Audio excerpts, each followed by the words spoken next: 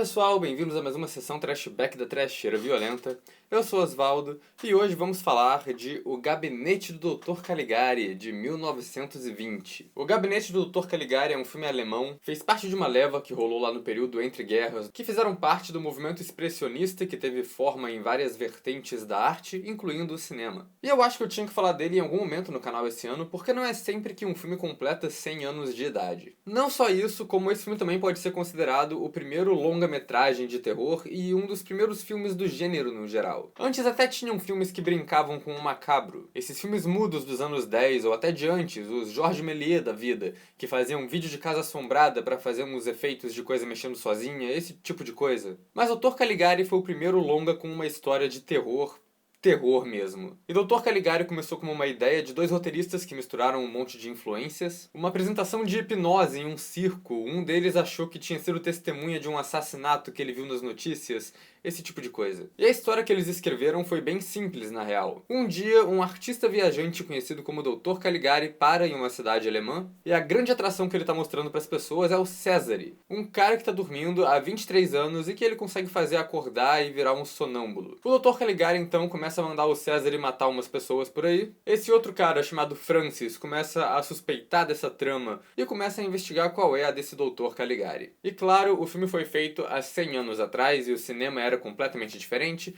não tinha cor, não tinha som direto. Então esse é um filme mudo e ele só não é preto e branco porque tem versões dele que tem essa tintura que dá um tom bem monocromático colorido. E como esse filme é bem antigo já, ele tá em domínio público em uma porrada de país, acho que varia de território para território, mas isso significa que tem aquela enxurrada de versões diferentes do filme. Eu combinei de assistir esse filme com um grupo de amigos agora durante a pandemia, e depois quando a gente foi falar sobre o filme a gente descobriu que cada um tinha assistido uma versão diferente com uma trilha sonora diferente. E às vezes isso é incluído em DVDs do filme, que dão várias opções de trilha diferente pra você escutar enquanto acompanha a história. Eu, no caso, escutei uma trilha que era uma parada mais jazz, mais contemporânea, que eu achei bem diferente, mas é claro que na época saiu com música clássica. Enfim, tem alguns aspectos desse filme que são difíceis de analisar por causa disso. As informações sobre bilheteria e crítica desse filme são bem vagas. Tem gente que diz que ele foi um sucesso quando saiu, tem gente que diz que ele não foi tão bem recebido assim. Mas a questão é que isso não importa. O que importa é que o filme é considerado um clássico absoluto do cinema, e ele foi um filme inventivo, inovador e bem influente até hoje. Mas antes de falar dele, eu vou pedir pra vocês se inscreverem no canal se vocês não forem inscritos ainda. Comentem aí embaixo se vocês assistiram o Dr. Caligari, o que vocês acham desse filme. Deixem outras recomendações de vídeos pra gente falar aqui no canal, nos nossos quadros. Eu vou tentar fazer mais sessões trashbacks, porque elas estão meio sumidas aqui, mas... E claro, acompanhe a gente nas redes sociais, os links estão todos aí embaixo na descrição do vídeo.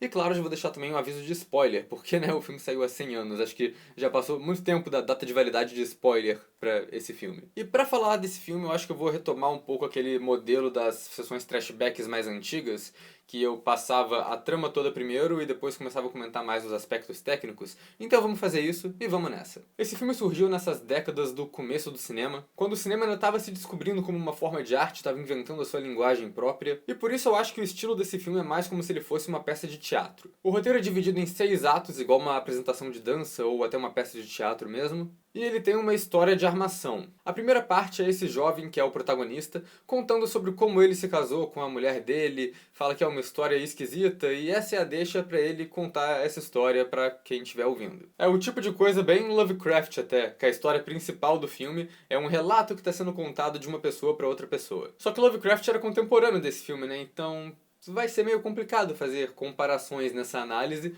porque o Dr. Caligari veio antes de muita coisa.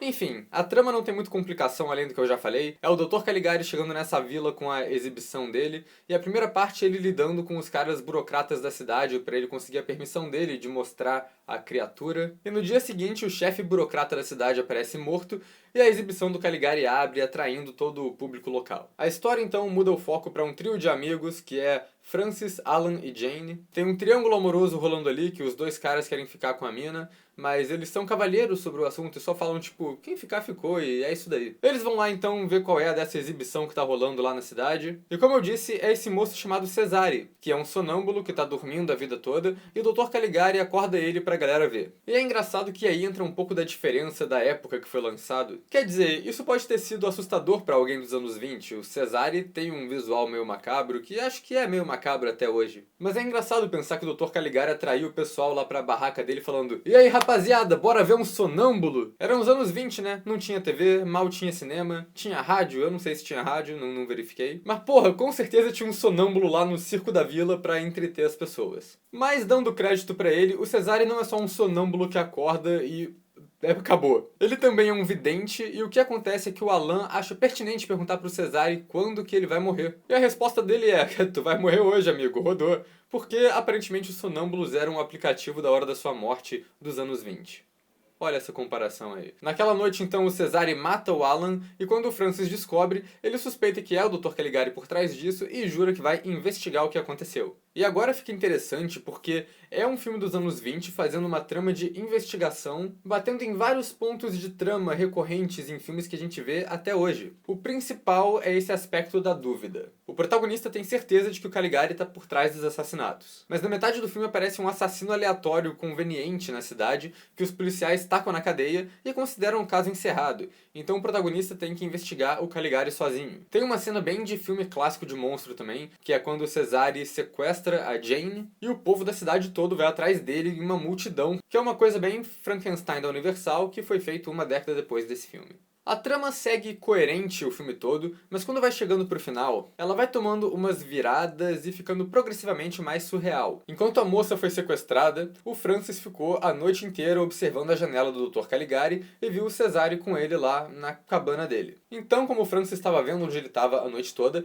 ele deduz que não pode ter sido o Cesare de fato que sequestrou a mulher. Mas aí quando a galera vai investigar, eles descobrem que na real é um bonecão que tá dentro do caixão, e eu acho que essa é a única cena do filme que descamba um pouco pra comédia. Apesar de ser um pouco injusto falar isso, porque né, na época eu acho que os filmes não tinham uma distinção de gênero tão grande assim. E porque o filme foi feito há 100 anos atrás, então tem coisas que realmente vão mudar com o tempo. Eles tiram um bonecão de dentro do caixão igual um manequim de filme de besterol. A parada começa a ficar mais surreal agora, porque o Caligari foge, e a única pessoa que percebe é o protagonista. O que já é meio esquisito, porque tinha uma porrada de policial e personagem secundário naquela cena. A trama nos últimos atos muda porque o protagonista segue o Dr. Caligari até um hospital psiquiátrico e descobre que ele é o diretor do lugar. Então ele reúne os outros médicos que trabalham lá e tenta convencer todo mundo de que o diretor, na verdade, é um assassino psicótico. Em um filme tradicional, o que aconteceria é que essa galera toda ia achar que o protagonista tá maluco e ia prender ele no hospício. Mas aqui não. Os médicos só aceitam de boa que o diretor do hospital é um doido varrido e vão lá investigar ele junto com o protagonista. Acho que o Caligari devia ser um chefe bem mala pra essa galera, porque no momento que entra um estranho completo lá e fala: "Aí, o chefe de vocês tá maluco",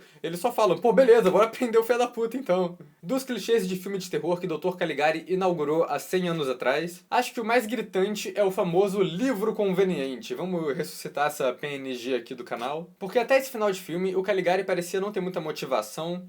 Quer dizer, na real, eu acho que até tem certa lógica ali. O primeiro cara que ele manda o Cesare matar é o burocrata que foi chato com ele no começo do filme, então é um tipo de vingança. E a morte do Alan foi porque o animal decidiu perguntar pro sonâmbulo amedrontador quando que ele ia morrer. O cara falou que ele ia morrer aquela noite, então teve que cumprir a própria profecia, né? Se o vidente acerta, mais gente vai lá ver o vidente. Então é um jeito do Dr. Caligari conseguir atrair mais gente pra ver o sonâmbulo dele. Nada disso é falado no filme, mas é uma coisa que dá pra presumir. Mas quando chega no sequestro da Jane, aí vira só a maldade aleatória que ele tá fazendo porque ele é mau. Então o que acontece é que no final do filme, o Francis e os médicos aleatórios entram no escritório do Caligari e descobrem não só um, mas 2 livros que explicam o roteiro. O primeiro é o Livro Conveniente do Sonambulismo, que conta a história de um homem que hipnotizava um sonâmbulo e fazia ele matar gente de noite. Inclusive, eles eram chamados Dr. Caligari e Cesare. E isso tá no filme para mostrar como o Dr. Caligari se inspirou nesse livro para fazer o que ele estava fazendo, e também para deixar bem explicado o que foi que ele fez pro público, né? O segundo livro é o Diário do Dr. Caligari, também conhecido como o Livro Conveniente da Motivação do Vilão, onde ele fala que fez todas aquelas maldades por porque ele leu sobre isso e queria testar os limites que o sonâmbulo chegaria, quais as ordens desumanas que ele ia cumprir e esse tipo de coisa. Essa cena tem até um flashback mostrando quando o Cesare chegou no hospital psiquiátrico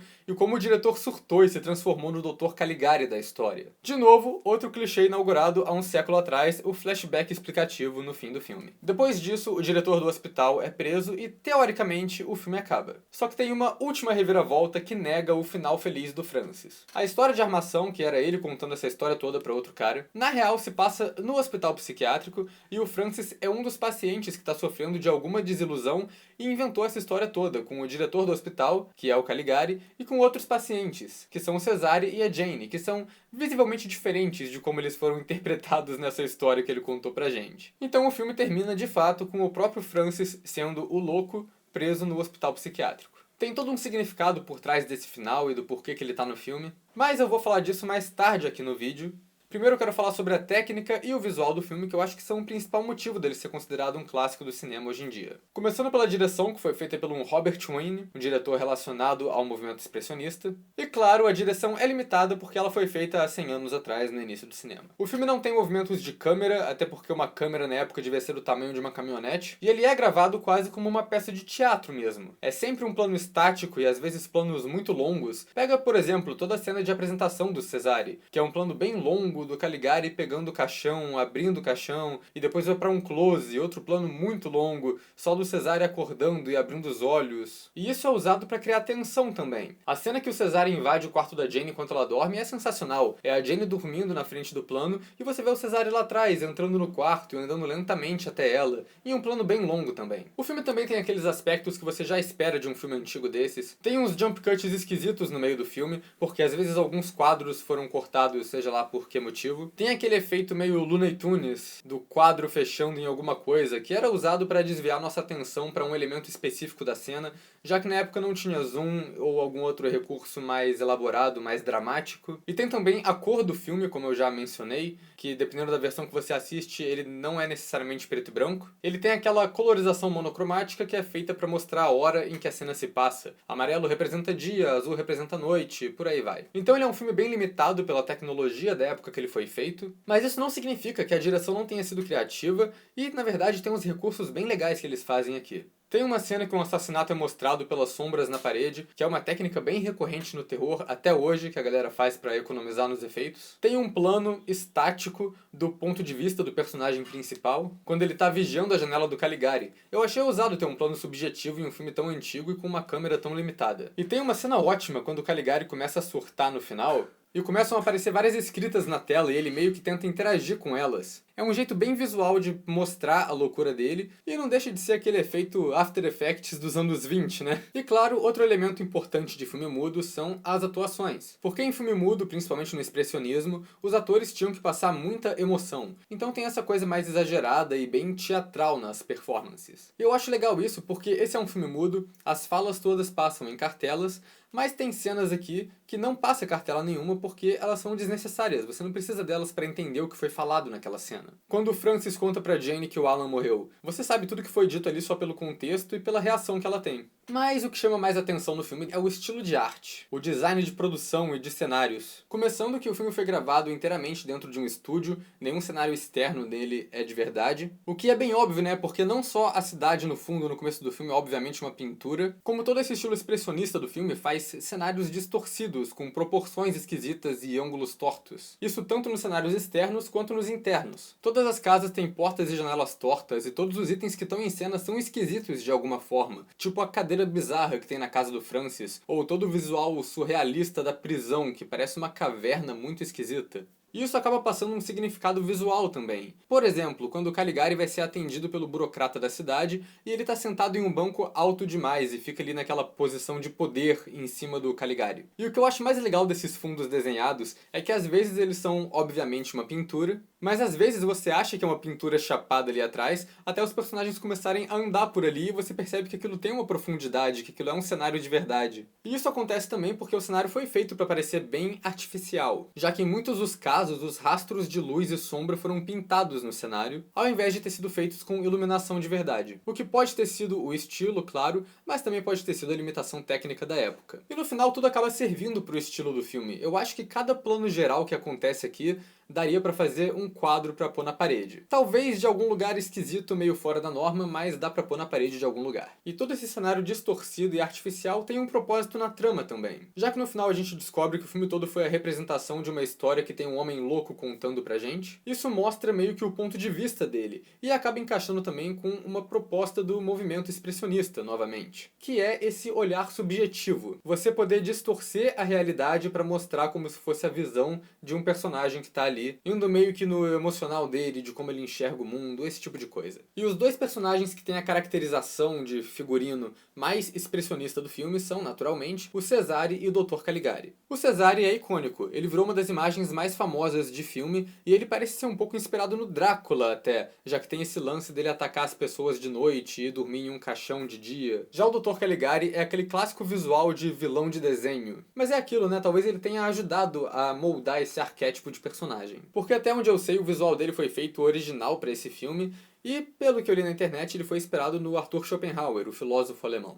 E é pro Dr. Caligari que sobra a última reflexão que tenho sobre esse filme aqui, porque é aquilo, né? Tem 100 anos de estudo em cima desse filme, ele já foi analisado várias e várias vezes, tem muita gente por aí com interpretações diferentes, e acho que o que eu falei nesse vídeo acaba sendo só o mais superficial mesmo. Uma interpretação famosa sobre esse filme é que como ele foi feito numa Alemanha entre as duas guerras mundiais e estava em um clima político bem perturbado, muita gente enxerga ele como uma crítica a autoritarismo, principalmente por causa da figura do Dr. Caligari presente como esse líder perverso, psicopata e manipulador, e que no final das contas é considerado um louco. E eu vi também que a história de armação, que revela que era o Francis que estava louco o tempo todo, não estava no roteiro original, e que ela foi adicionada depois para essa mensagem anti-autoridade não ficar tão óbvia assim. E na real ela é até subvertida na versão final, quando o Dr. Caligari é só uma figura sensata que está no poder e etc, etc.